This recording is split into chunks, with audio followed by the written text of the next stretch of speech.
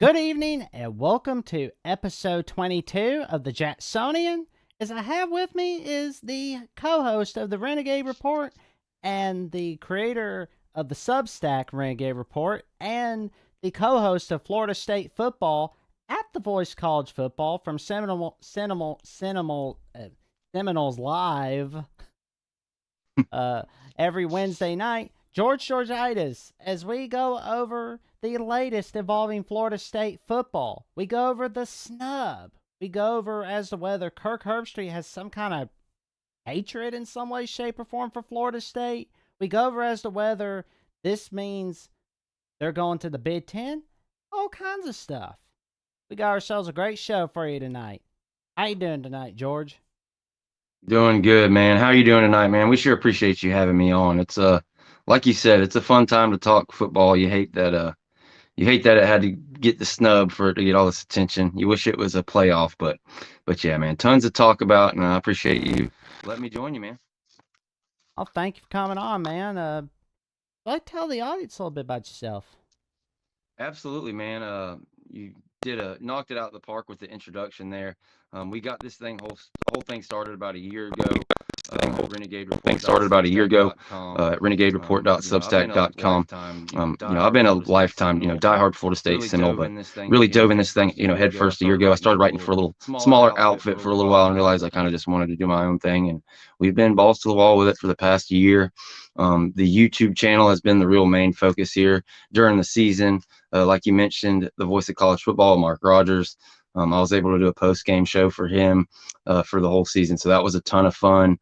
We went through some different formats on the channel, but it's pretty funny. We actually have 22 episodes out of the Renegade Rundown, which is kind of the flagship podcast over at the Renegade Report. Me and my co-host, Jen Santee. She's great, and we're on a great run, man. Really just hammering away at these podcasts and live streams. Sunday, we have Zach Smith from the Menace to Sports podcast joining us, so just having fun, man, talking football with friends. Can't beat it. Man. It's always awesome talking about college football. I mean, the thing that I love about the holiday season and Christmas time and New Year's is that there's bowl games, all kinds of bowl games. Oh, man. No doubt. So many. You hate that they took away from the value of them, but yeah, there's tons of football left, so we're gonna enjoy it the best we can. Well, we might as well get this first question out the way. On a week or so ago, you think that Florida State's in with a win, right?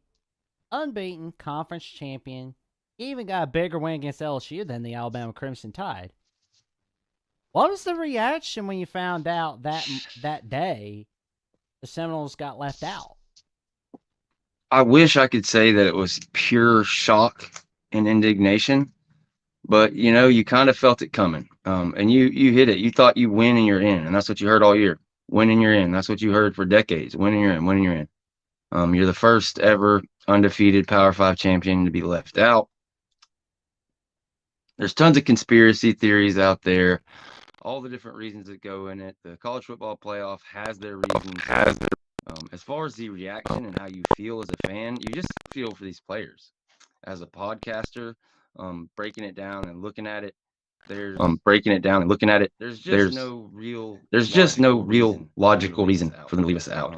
The real reason, and I'll give you the reason we got left out. The reason we got left out is because Texas went on the road and beat Bama at home.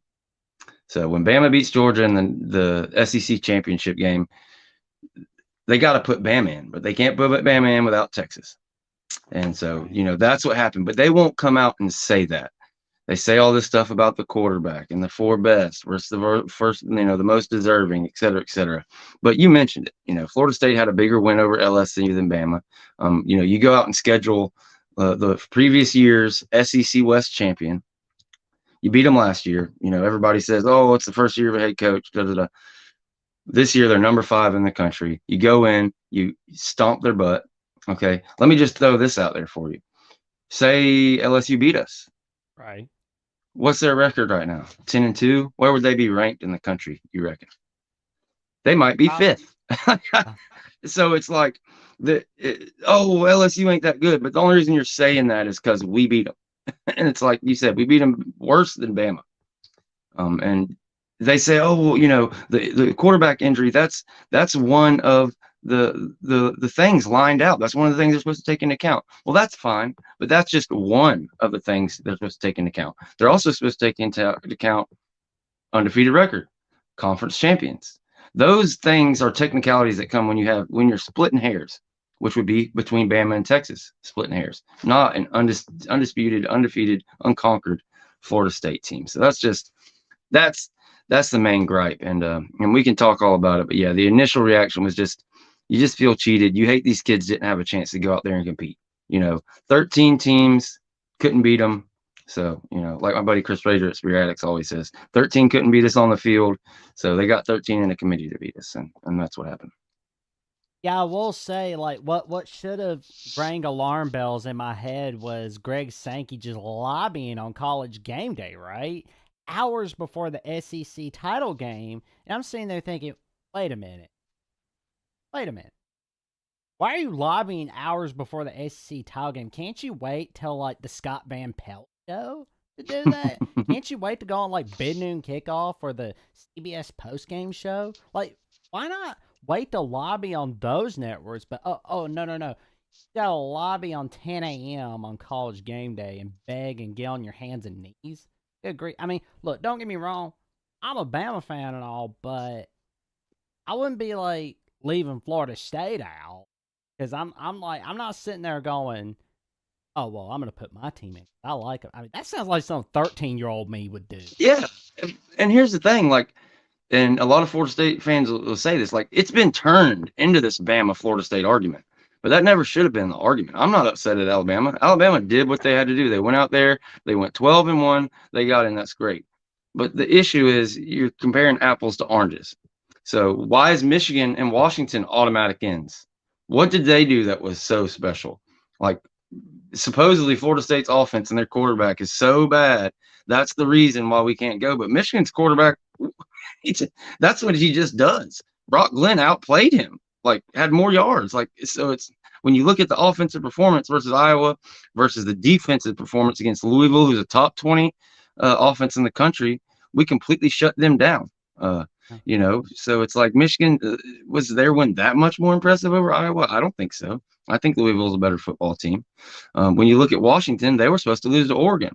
Oregon was 10 point, 9.5, 10-point favorites, and they go and lose for a second time.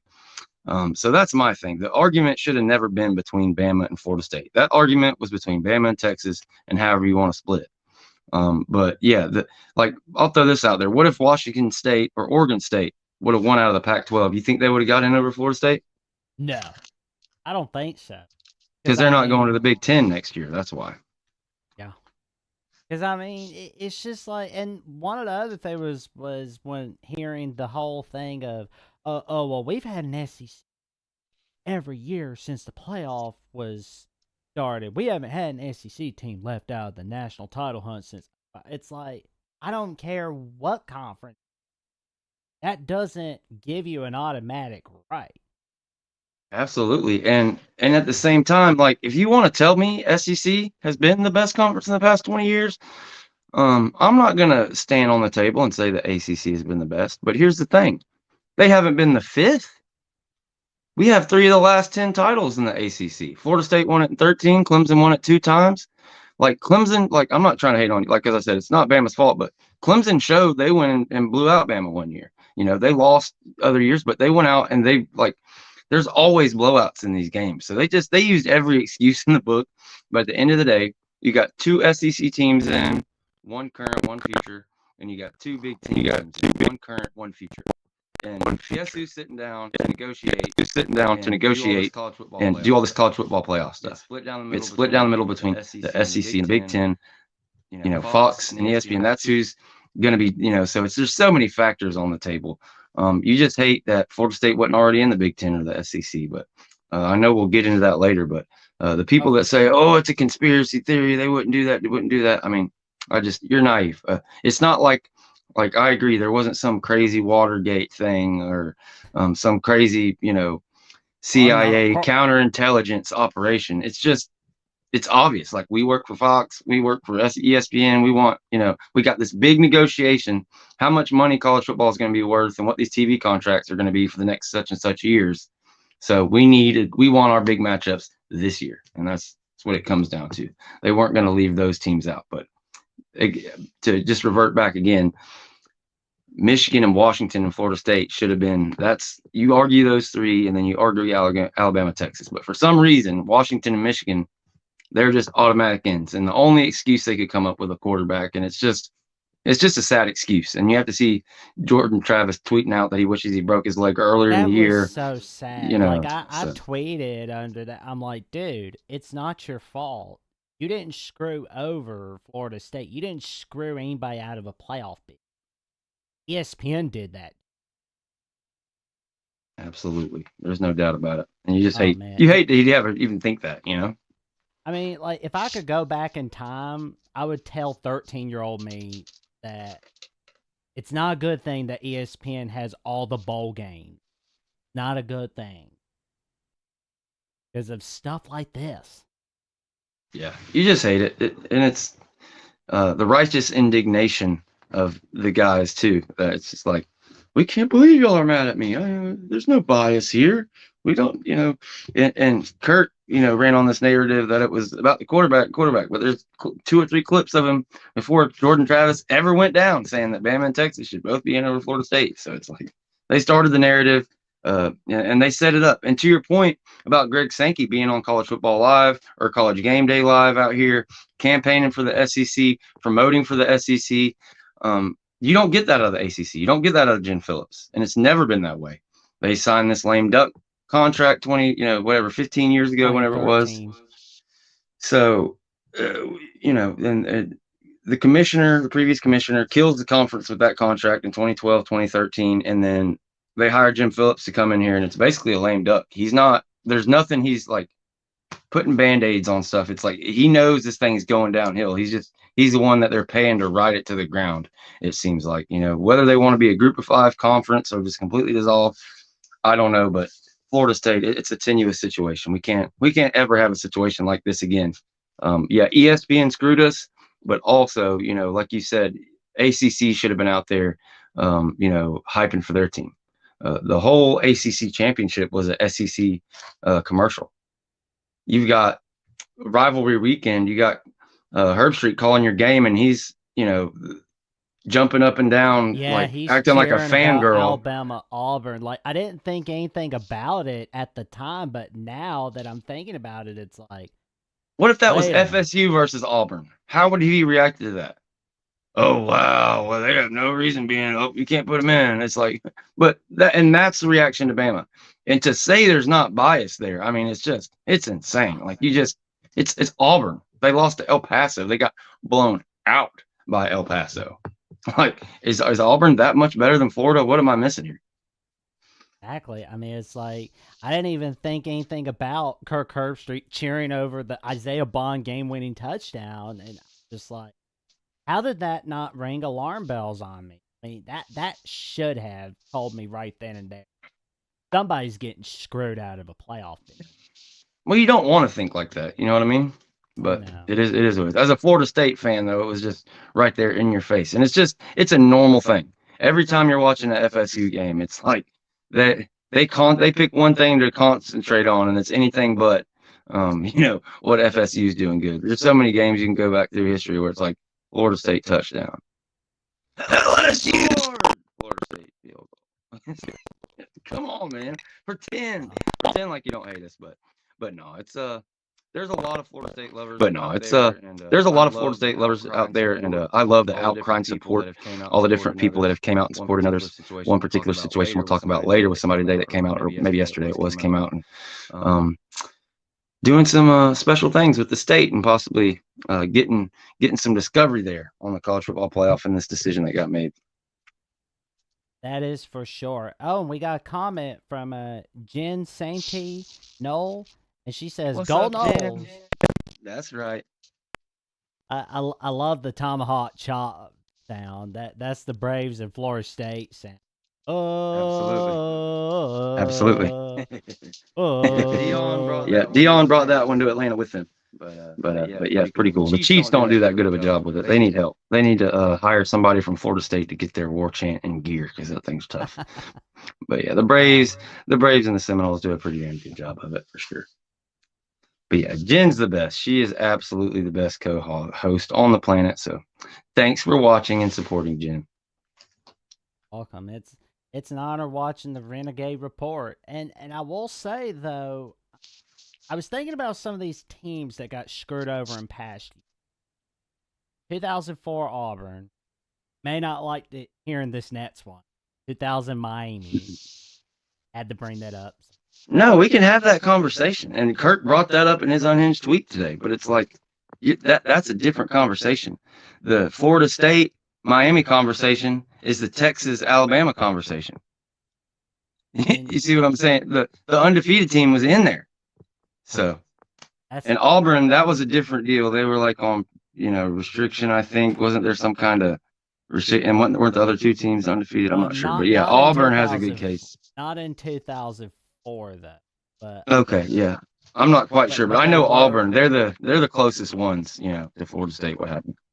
And there's 1969 Penn State, 1966 Alabama. Well, I don't want to pick on you because it seems like I'm picking on you, but you keep bringing up the stuff that's kind of like joking on Alabama. But like, don't y'all have a national championship where y'all like lost 4 games and we're like third place in the SEC or something?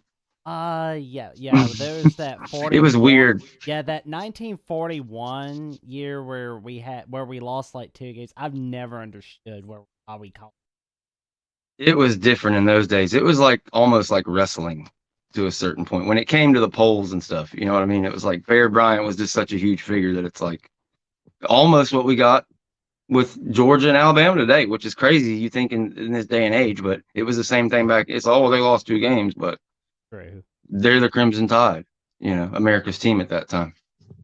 Well, I don't know if it was America's team, but 67 Sugar Bowl, Bama beat down Nebraska 34-7. I know Penn State beat Missouri in the 1970 Orange Bowl. Joe Pa was not happy that Richard Nixon didn't come to watch Penn State. He's like, hey, would you like to come to White House? And he just goes, you can shove it. Man, what a difference in the world. Man, could you imagine? Could you imagine like a football coach coming out and being pissed at Biden because he didn't show up to the game? Oh, man. That'd be fun. That would be hilarious. Like any president, that'd be fun. But I will say the 2000 Miami team, they were state champions. They were like, oh, we're going to show the BCS thing. Thankful. And then Auburn has that win over Virginia Tech in the Sugar Bowl. So that was pretty big right there. Jen Santee says it was Florida State's first LOL. Miami wasn't undefeated. Auburn was left out for 2 other undefeated teams. Yes, they got left out for USC. Thank you for that, Jen. I wasn't sure if one of those had a loss, but yeah, they were both undefeated. Yeah, all 3 of them were unbeaten. But I will say it would have been. That's why it's different. See, that's why it's different. It's like there's stuff that was bad, but this is just absolutely unprecedented for a Power 5. And like I mentioned, ACC has 3 last 10 titles. It's like they act like it's some damn, I don't know, some crappy, D2 conference. But it's like when you look at the NFL players, when you look at the bowl games year in, year out, the national championships, it's all second, third, ACC second, third. Like they may be fourth in a couple, maybe here or there, but 90% of everything, they're competitive year in, year out. But these teams they aren't out there lobbying. Like they don't care to do that. And you had the Atlantic just absolutely clobbering each other for years and getting zero respect. They're like, oh, these teams are terrible. And what happened the first year you do away with divisions? The 4 teams that are ranked at the end of the year, 4 Atlantic teams. But you don't get that respect of going through a gauntlet. And is it the SEC West? Maybe not, but it's not the Sun Belt either.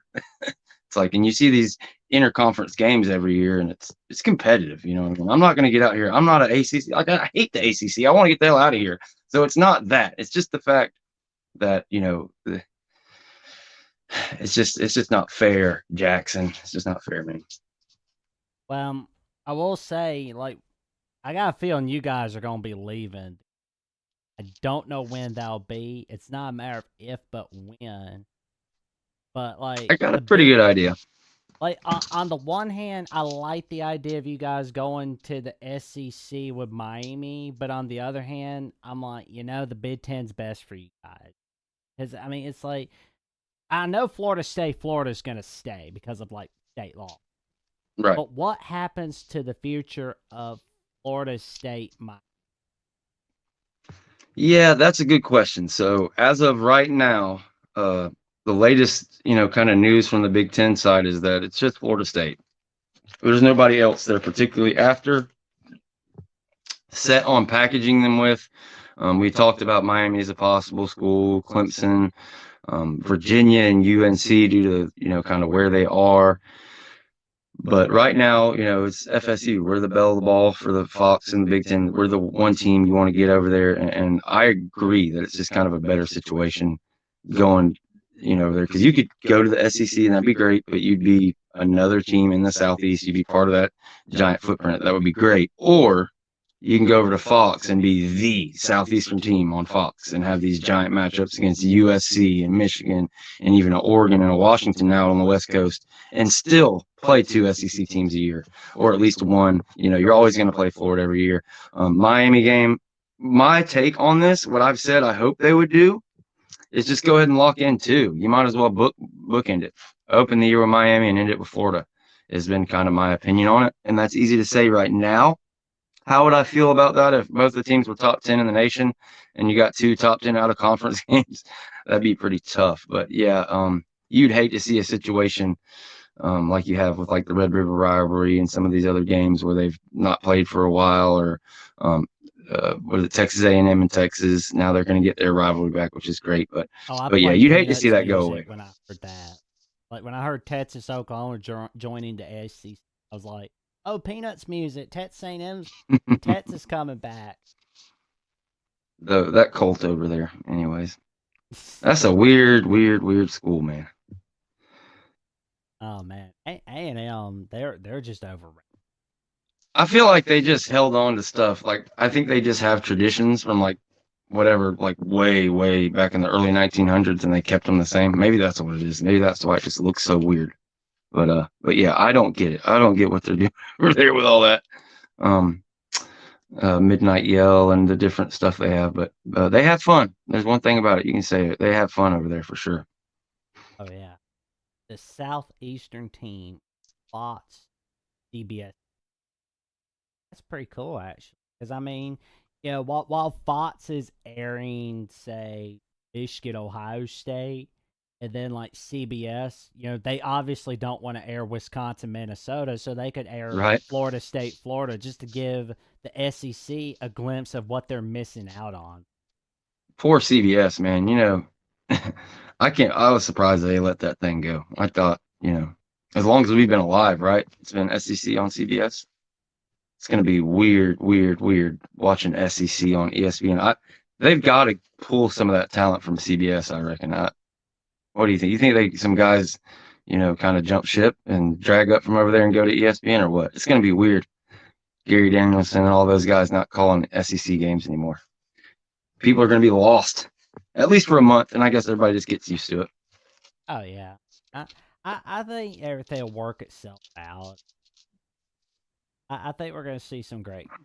We're probably going to see like Washington, Oregon be on CBS or. For sure. But yeah, one thing I was thinking about, like the reason why I brought up like all these past teams that got screwed over in some way, shape, or form, is they all won their ball games. Basically, showed what they were missing out on, what everybody was missing out on. Alabama in '66, they missed out on that natty because of the Notre Dame Michigan State 10-10 tie, 1960. Can Florida State have a similar performance of that caliber in the 2001 Sugar Bowl where Miami just smacked?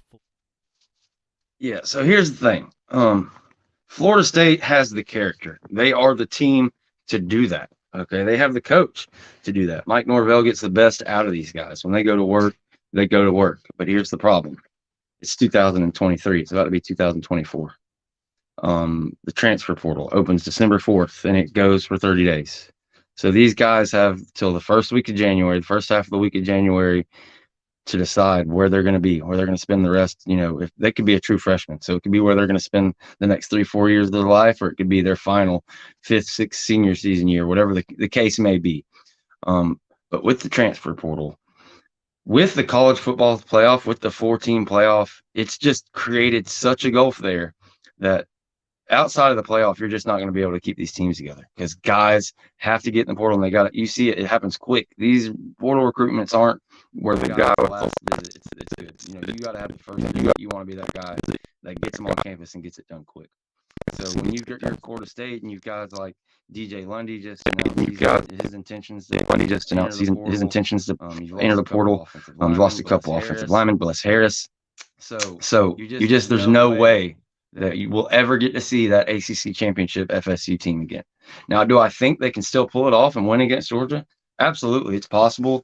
And I don't know, Georgia's going to have opt-outs too. I'm not sure how many they will have, but given the makeup of the two teams, and with Florida State still, even in going into year 5, still flipping that roster, still going to have 10 or 15 guys hit the portal. You're going to bring 30 high school kids in, 5 to 10 portal guys. Yeah, it's just hard to see us having more than 60 scholarship guys. So when you get into it, it's going to be tough. We'll see how it happens, but yeah, it's just going to be tough to give a prediction until we have a better idea who's going to play the game. But if you're asking me if this team's capable of it, absolutely. Jared Verse, it seems like he's probably going to play. So yeah, I don't have a prediction for you, but there's a chance. Best case scenario, you can go beat Georgia, and the guys that show up on the field, the guys that ride out with Mike Norvell to go play in this bowl game, they're going to give it all they got, and it's going to be, they're going to give a hell of an effort. But if you can pull it off, then you're, as crazy as it seems, then you're pulling for Bama or Texas to win it all, because then you're the only undefeated Power 5 in the nation, and hopefully AP can vote you number 1. Oh, that'd be pretty cool right there. I think if you guys definitely beat Georgia, I think you should just hang that now. Don't ask anybody for permission, just do it. Have a little parade, play celebration by cooling the game, play your favorite music, everything. Y'all earned it. For sure, absolutely. A lot of people agree with that, and especially if one of those one-loss teams can win, then maybe we get a real one. Maybe we get at least the AP national champion, because the AP and the coaches poll, they're not bound to do what the playoff does. So hell yeah. Yeah, I'll claim it all day. We'll hang that banner. This ain't a UCF situation. This is a little different. Oh yeah, it's way different from 27. And it's obviously not 2007 with Hawaii being up. Oh my goodness! Wow, Hawaii! That Hawaii Georgia game, that was like an all-time wrecking. I mean, I know the Hawaii players still feel that. That wasn't the bowl. Was that the first game of the year? That absolutely lopsided Georgia-Hawaii game? I can't remember. It was either a bowl game or the first game of the year, but that was the bowl game. Was a rough one. And it was the second time ever that Georgia was wearing the blackout uniform. I kind of want to see that brought back for nostalgia. Man, I don't know about Georgia fans, but us FSU fans, it's one of those things. You don't want to be ripping out the all black against a trap game or a rival or nothing. You want that one against the, East, Middle, South Central Tennessee State. That's how I feel about it anyways. Give me the traditional look, man. There you go. I love it all. I think I've been spoiled a little too much by those Oregon units. Oh yeah. I want to see this. I want to see some of that. Absolutely, no doubt. And the kids love it, man. These recruits, they're all about it. The all white uniforms, especially, and that's kind of a thing at Florida State. If you see recruits and they're on official visit, even unofficials, if you see them in the all white uniform, good chance that's usually a silent commitment there attached with that. Every once in a while, if they're like just super out of this world recruit, they might get one without being committed. But for the most part, you see them in all white, that guy's about to land at Florida State. Which they've changed those rule. You can't even, used to be, I think you could take pictures anytime you came, unofficial, official, it doesn't matter, but I believe now you can only do those photo shoots 5 times a year with the 5 official visits. So that's going to change the game a little bit too. I mean, these kids, they really love that kind of stuff. I don't know why they would limit that. I think it's just to help on these recruiting staffs, because there's only so much, if everybody can do it, they're, everybody's forced to do it every time. I think it was more to help the coaches out as far as the schedule than anything. Being worried about kids taking pictures is kind of lame, but that's the NCAA. That's what they're reduced to in 2023.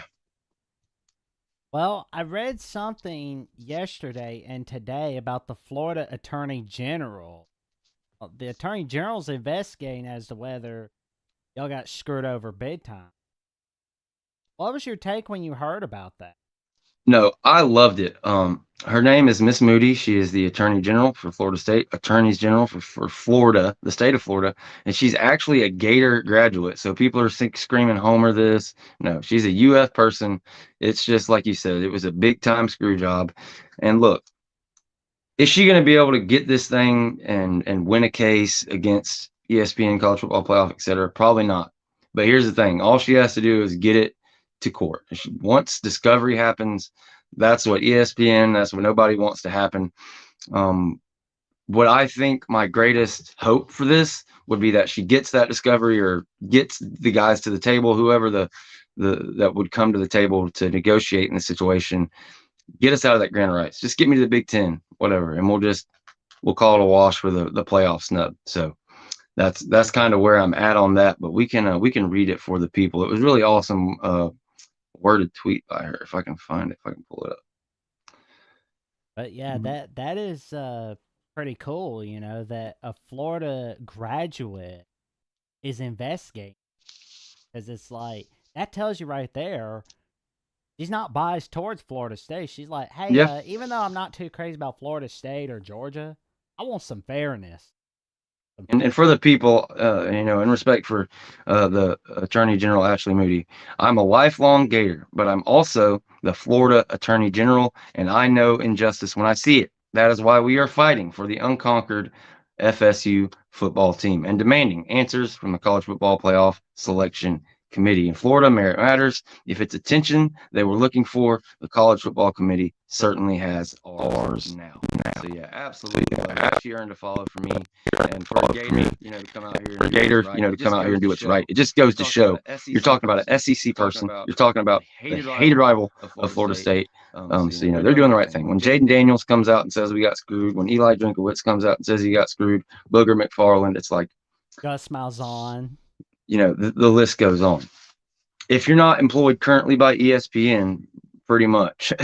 I mean, there's a few guys out there. There's some Florida State fans out there that, they don't agree. They think it's crazy that it's a conspiracy theory. But those same people are the ones who picked against Florida against LSU, picked against them against Clemson, picked them against Florida, picked them to lose against Louisville, So, yeah, of course, you agree with them.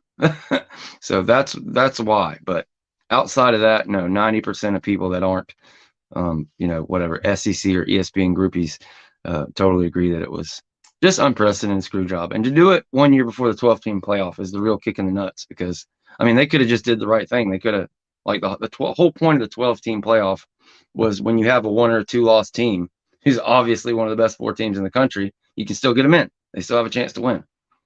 But no, they did it a year early. So it's like, oh, we think these 2 teams are better. We're going to leave out undefeated Power 5. But anyways. Can't help but feel next season, there's going to be like 5 SEC teams or Big 10. But, one for you, ACC. One for you, Big 12. How about me, boss? Okay, group of 5. And me, boss? Nope. ACC, Big 12. Y'all get nothing. You'll get nothing and like it. And me, boss? Oh, one for you, SEC at large, 8-4. Oh, one for you too, Big 10, 9-3 team. And my thing, I was ready for that in 2024. I was like, look, it's going to come in 2024. That was like my whole take in the preseason. I got to go back and pull up my tweets and start retweeting them. I was like, it's going to a P2 group of 5, group of 4, whatever's left after that period next year. Once you get 20, once you get 20 team super conferences with all like 90% of the brand names in college football, it's over. And I was fine with that, because you have a 12-team playoff. As long as you win or runner up in the ACC, chances are you can get in. And then we didn't put a date on it. on this show yet. You said you weren't sure. 2025. That's what all my money's on. That's what we've been reporting. That everything we've heard. 2025, and that means you'll get an announcement at the latest by August 15th. So I was fine with that. I was fine with them doing that, but doing it a year early and just totally just pretty much just flipping off FSU and the entire ACC. It really sucks. So I can't wait for this announcement. There's rumors out there. There's supposed to be a meeting on January 31st. There's some things I've heard I can't speak on, but just know that Florida State and Fox, there's a flirtation going on. Fox wants us, we want them. And in my opinion, it'll be 2025 by the time it happens. That would be sweet right there. That would be pretty awesome. I'm already thinking about. I mean, you will get the reunite with Maryland though as conference opponents, but Right? I'm still trying to get used to the fact there's a possibility of a Florida State UCLA conference game. But then again, I'm still trying to get used to Nebraska. Yeah, that side of that Big Ten over there, like they solved it. You got to hand it to them. They fixed that problem. But yeah, that whole was it the East that's good and the West that's Iowa and all those other Legends teams. of leaders. It's crazy. Legends Oh, and man. leaders. Yeah, that was a joke. Like, what the hell? It's like they didn't even have like Wisconsin playing Iowa and Minnesota every year. They had to either pick Minnesota or Iowa. They've came a long ways. They've came a long ways since the legends and leaders time of the Big Ten to step up and become, the kind of power of the sport. So, got to hand it to them. All that stuff that the Big Ten and the SEC were doing was not happening in the Pac-12 and the ACC and the Big 12, and that's where I feel like the Big 12 has tried at least. They just lost, but it's like the ACC just laid down. They're like, we got this 20-year contract. It is what it is. They're locked in, and the previous commissioner he completely screwed Florida State, screwed the conference, and then they brought Jim Phillips in with no. Jim Phillips didn't come in here. Oh, we're going to turn this thing around and compete with the SEC. It's just keep the status quo as long as we can, and that's about it. Try to keep these teams locked in. So basically, this is just another job for Jim Phillips, right? Absolutely. Like Absolutely. He's just waiting it out for a position like Big Ten commissioner, or he's waiting for somebody like the Chicago Bears or some other high lucrative position to open up. Yep. He's not 100% in, man. It's just the things he says at these press conferences, and he brags about the grand rights, how he's happy it keeps them together and stuff. It's just humiliating. The conference, the officiating has been a joke forever. This year feels like one of the worst years I've ever seen. They consistently kiss up to those Tobacco Road, North Carolina schools. You got the championships up there. They'd rather promote Wake Forest as the fastest growing college football team in the nation than Florida State getting, 7 million views a week. So it's their loss. We just got to get the hell out of there, man. We've got to get out of there. And hopefully sooner than later, 2024 will be your last year in the ACC, please. Thank God. Oh, I mean, you don't want to play Florida State, California as a conference game?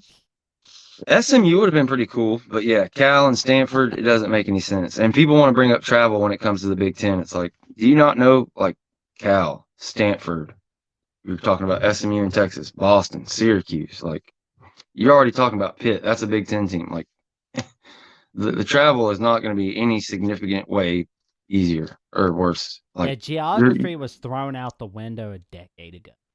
Yeah, and you've got planes. I mean, you're going to bigger cities. That's another thing too. So like, you should be able to fly into most of these Big Ten places, or at least close. I think I may be totally off on that. Y'all don't holler at me in the comments. I don't travel much, but no, that when it comes to it, when you sit down and do the math, it's minuscule, and it's like you said, 10 years ago that went out the window. It's so easy for these guys to hop on a plane and go. And Florida State will definitely, once you get in the Big Ten. Maybe you get a second jet and stuff like that. You go from $30 million a year, whatever it is, close to 40 to 80, 90. You're talking about a giant jump. And you can't let Rutgers get that, and you're getting peanuts in the ACC. Just can't go on. It's just like it's gonna be fun wondering how great of a game. Like we'll be able to see like Florida State, Washington, Florida State, U.S. conference game. That's Oh gonna be man, at the Horseshoe, Ohio State at Florida State. Oh yeah, that's going to be a lot of fun. And those Michigan games, every time Michigan and Florida State, that bowl game back in 2016, man, that was a ton of fun. So, oh, yep. I would love the matchups, man. It's just everything about the Big Ten. I'm all in on it, and I get a lot of people just it's the South. You want to be in the Southeast, but I Florida State fans and myself included is so jaded over the SEC and the whole SEC pride thing. ACC fans can't understand that. I get it, that's their thing, but it just man, I would sure hate myself if 2 years down the road I'm the one doing the SEC chant. So Big Ten me, baby. But at the end of the day, if you go to the SEC, that's not the end of the well, world. they'll But you've definitely got have your to get out of the ACC they'll definitely have your back compared to for the sure. because and I saw the playoff committee. I know that Boo Corrigan was part of that committee. Jim Grover was part of that committee. And I can't help but wonder if there was some collision between NC State AD Boo Corrigan and ESPN Vice President of Productions Tim Corrigan. There's so much there because Florida State came out and all this talk about wanting unequal revenue sharing. It's not fair that Florida State brings in 15% of the eyeballs and only gets 7% of the cut. All these other teams don't bring nothing to the table, yada, yada. They don't spend. They have 40,000 seat stadiums. So yeah, that stuff doesn't rub at NC State right. They don't like that. So there's that side of it. And then you mentioned his brother's the VP of whatever production or something over there, some giant position at ESPN. Yeah, it's like, yeah, you don't have to get everybody in the room where like obviously all the conspirators there, and it's like, all right, we're gonna put Bam in, we're gonna put Texas in, we're gonna screw Florida State. You don't have to do that. Like everybody knows. Everybody knows the college football playoff contract is up. It's due. Everybody knows FSU made a big fuss in the NC State, and there's no love lost between those programs, administrations, and it's a I mess. know Corrigan's got some kind of grudge against Florida about that. I think. Well, Willie Taggart, of course, Oof. but I'm just like, what Florida State? they should be happy NC we took him. They should be happy we took him. He'd be mad at Miami. But honestly, the best thing that ever happened to Oregon was those two coaches getting poached, if you ask me. I think they got a good one in Dan Lanning. Oh yeah, that's for sure. And we got Tennessee Vols for Life saying, "Great show, thank you, Tennessee Vols for Life. We appreciate you coming on the chat. We appreciate it very much." Appreciate you, brother. Well, and I was thinking about the strengths and weaknesses to look out for when watching the Orange Bowl against the Georgia Bulldogs. What are the strengths and weaknesses to look out for from Florida State? So, and again, I mentioned it earlier. We're not sure who all is going to be in this game. Pretty sure the quarterback is going to be Tate Rodemaker. So that's going to be the biggest focus. Is going to be quarterback play. Can Tate Rodemaker? He doesn't have to go out there and win it for you. He just has to go out there and be a game manager. He can't, freeze and allow sacks, especially not in the end zone, things of that nature. Tate has to come out there and not make the mistakes. He can't have the interceptions. He's going to have to play a good game as a game manager. That's going to be a huge part of it, obviously. And, the whole reason we got left out of the playoffs. But also he's dealing with, like I said, you've got a couple of linemen that are already in the portal. We just don't know who's going to play. So it's hard to get too deep into it. But let's just pretend in a perfect world you've got both the full teams, just kind of the identity of who the two teams are. All year long, Florida State has been able to grind people. They haven't been able to run the ball early. It's been one of those things by the fourth quarter. Then that offensive line starts grinding on people. Then the defense starts grinding on people and just dominated in the fourth quarter. Can you do that against Georgia? Are you going to be able to take advantage of them like you have everybody else all year and really show up? Is that defense going to show up? I think if you can hold Georgia under like 24, 27 points, you've got a damn good win. Damn good chance to win this game. I think that's pretty much the key to it. If Georgia scores 30, you're in trouble. All I can go is right. Yeah. And Carson Beck also on the other side. That's a big thing, especially if Jared Verse, Pat Payton are both playing. Get after Carson Beck. If that defense can make it a long day for him, I have every bit of confidence that this defense can hang with anybody in the country. And just as long as you have enough guys out there, like I mentioned earlier, DJ Lundy just hit the portal. He's your third linebacker, or his intentions to hit the portal. I'm not sure if he's actually in it yet, but yeah, that's I hate to harp on it, but you just don't know who's going to be in this game, Jackson. It really stinks, and it's hard to predict what it's going to look like. We've got running backs hitting the portal. We've got just a ton of guys. You got to make room for the guys they're going to bring in. So Yeah, the scary part is not what you know. absolutely.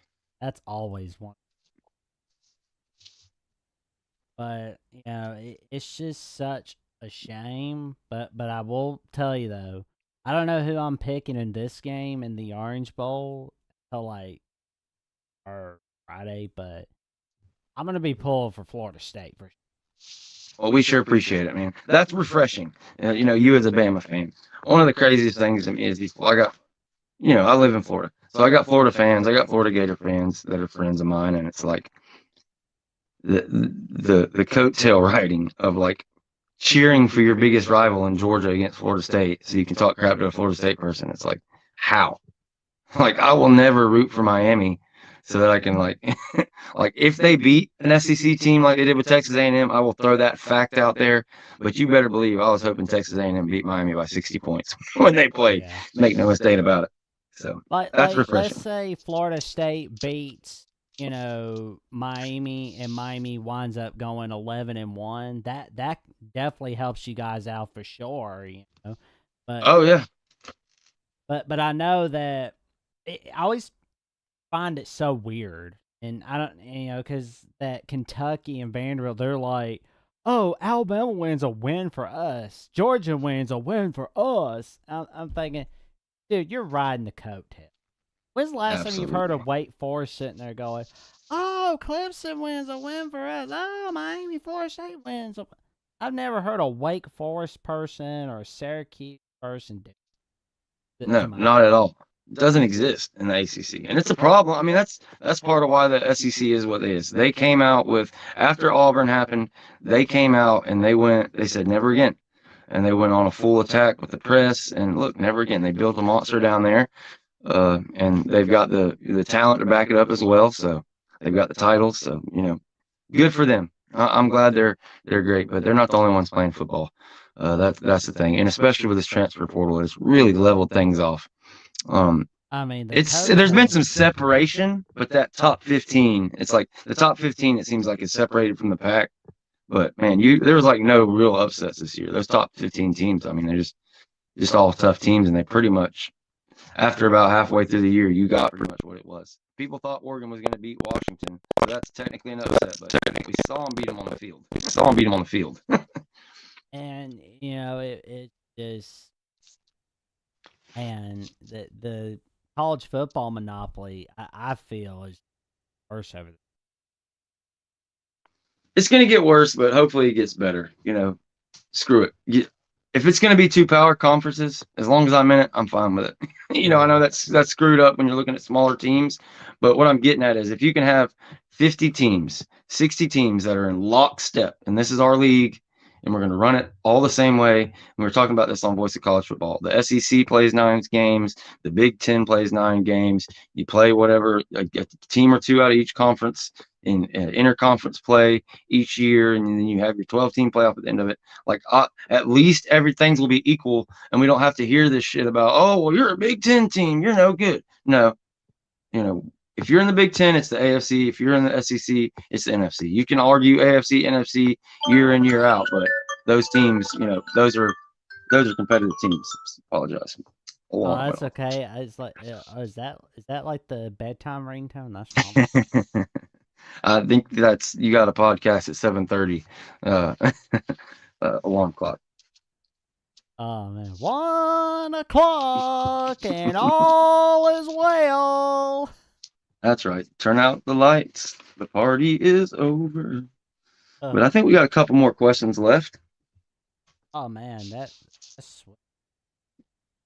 for questions. But it's just like we touched on Herb Street's bias towards Florida State. What is going on with him? He's out of it, man. Here's the thing. If you're confident if you really believed it, if you were that confident in his choice and you didn't like feel guilty or have these regrets or whatever, then why does he keep popping up and responding to all these people and talking shit about FSU fans and all this stuff? Like, obviously there's something there. Obviously, you ran a narrative, you pushed a narrative. It's basically, it was a political campaign, basically, whatever. Whether you want to call him a Democrat or Republican, he picked his nominee. It was Bama in Texas, and he pushed for it, and he got it. And now people are pissed about it. And you did it. It's not like it was a normal thing. It was totally unprecedented. You pushed for an unprecedented result. You pushed the narrative, and it happened. I mean, literally, they ask you, like right before they put it up there, who should be up there? Bama. It's like, and now you're upset. It's like, and the narrative that you use, like he came out and said Oregon and Georgia were better than Florida State. So why is Florida State ahead of them then? Why aren't we seventh or eighth? That's basically what they told us. They said you're the seventh or eighth best team, but we'll give you the consolation prize and throw you fifth. And oh, by the way, Jordan Travis, we're not going to invite you out here. You're fifth place in vote getting, and only like 12 less than the fourth place team, but you don't get to come. But we will throw you fifth. That way we can talk about it on the broadcast and have piss y'all off. So it's just I don't want to take away from Jordan Travis finishing fifth in the Heisman. I think he should have been higher, and I think that's great for him that he was fifth. But at the same time, it's awful patronizing, man. And it's like somebody had to have been there. Like let's not put him on the graphic or something, or let's pretend he's sixth. Like putting him fifth is just god dang. I saw that injury and I was like, I hope he's dead. How's his recovery? From everything I heard, they had a successful surgery, and he's planning on being back. He's in high spirits and going to get back healthy and try to make a run at the NFL. So we're looking for Jordan Travis in every possible way. And, he's a dude who's been through crazy adversity his whole life. There's some stuff that's public record. There's some stuff in his personal life that isn't when he was younger. But just a guy who, 3 or 4 years ago was thinking about giving up the sport, moving into a different position. You're on your third coaching moving into a different position. 4 years. You're on your third coaching staff in 3 or 4 years. He's over at Louisville. Petrino gets fired, then comes over here. Taggart and Bryles kill his confidence. It's a nightmare. And then they get fired, and then Mike Norvell comes in, and what a beautiful relationship they got. And I'm glad that Norvell talked him into staying and sticking it out at quarterback, because he ends up second or third in tons of different spots in the FSU record book, and one of the greatest Noles of all time. So if you're out there watching Jordan Travis, we love you, man. You're a lifetime Nole, and we'll be pulling for you. I can't wait to see you play in the NFL for sure. Jordan Travis, if you catch this on Instagram or Twitter or wherever you post from, don't blame yourself. Not your fault. It was ESPN that screwed your team over. Absolutely. He got us there. He did his job. He got us to the dance, and he got that team ready. That team was ready to go on without him. And that's the sad part. They never got a chance to prove it.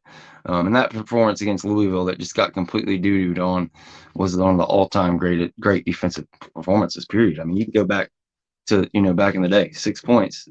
That's a hell of a performance in a conference championship game against a team with a top 20 offense. That's the biggest win Ohio State has all year, is over Notre Dame.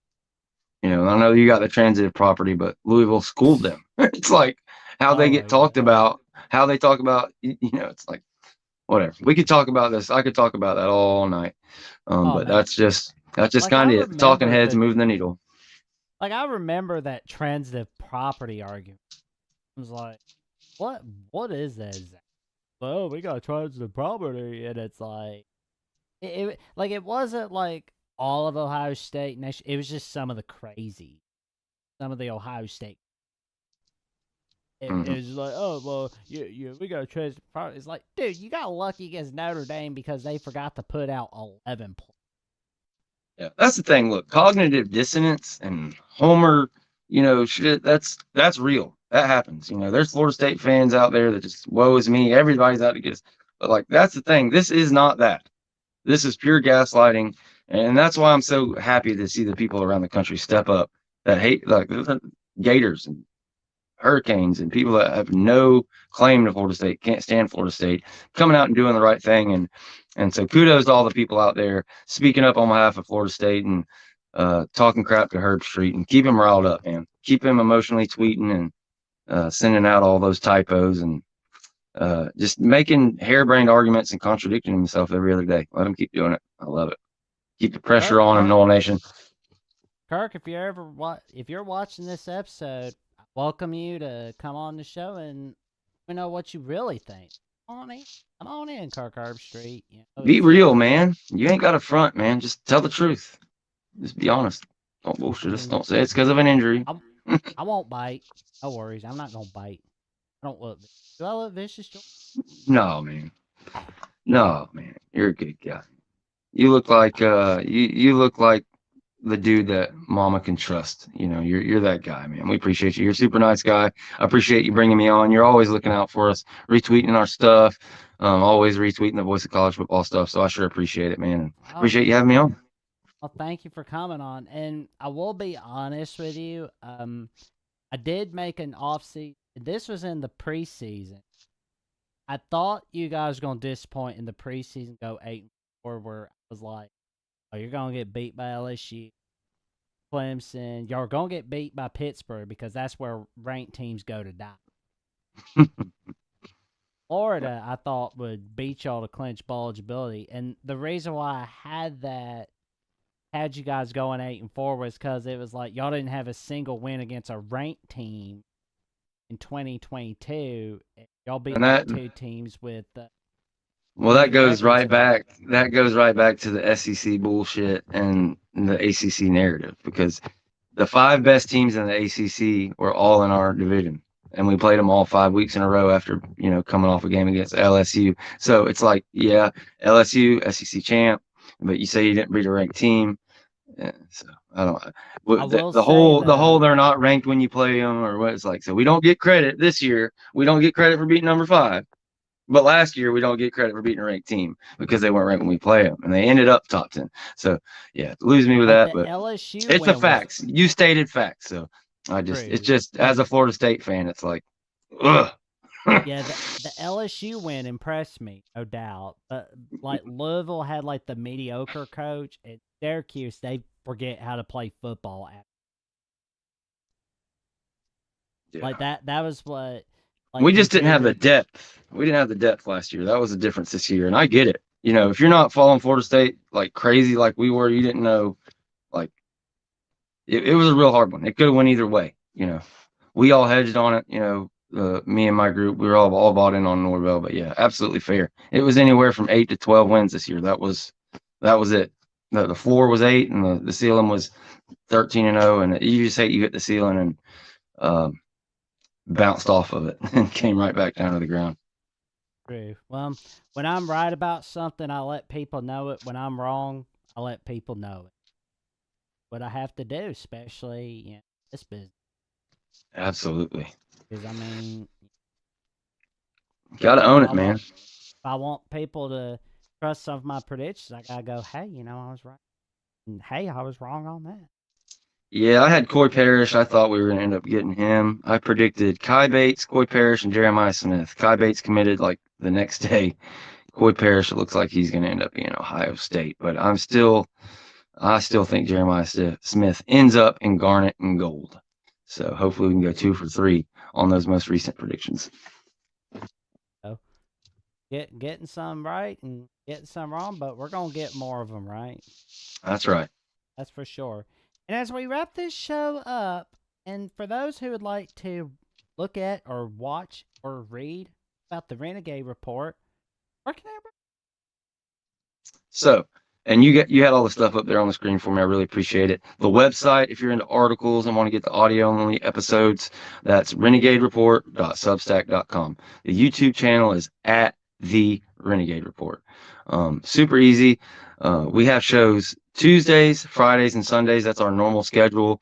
We'll have a show Friday around 7 or 8. We don't have a guest so far, just be me and Jen, unless we find somebody before Friday. But Sunday, we have a really special episode. We've got Zach Smith from Menace of the Sports coming on the show Sunday at noon Eastern. So be there at the Renegade Report for that one for sure.